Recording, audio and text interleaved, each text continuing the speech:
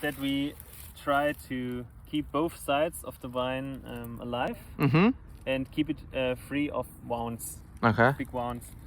So we try to do all the cuts just on top. Okay. And we always work with the spurs on the side. So we have always 2 spurs with 2 buds. So the first bud is producing the next spur for the next year. And the second bud is for, for the grapes.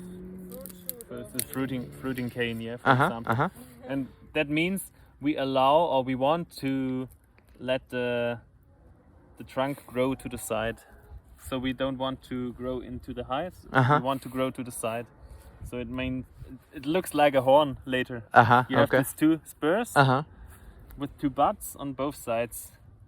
And because of that, we just cut 1 year or 2 year old wood and not older wood, which means if you do a big cut in older wood, you have a big wound, and the bigger the wound is, the more it dries into the trunk. Okay. And if you have dead wood in the trunk, after a few years it can start to get moist and fungal disease. You get, like, for example, esca, and the wine will die after But a few. that's kind of similar to the bush wine, or? Yes, it comes from the bush wines. It's not a very new invention. I think if you look at old books, for example, from the beginning of the 19th century, they basically write about this already.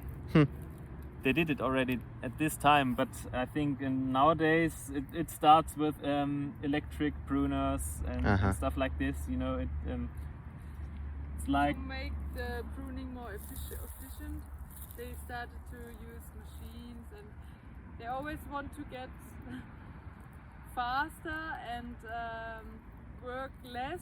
So at that point, I think they didn't take the time anymore to see the wine itself and want to keep it alive for a long time.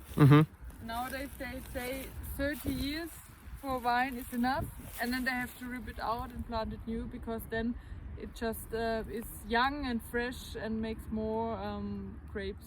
So that's the point, I think. And we want to keep the old wines, so with the young wines we have to start to prune them the way that they live for a long time. Right when they get the complexity, the most vintners decide to tear everything out, right? Yes.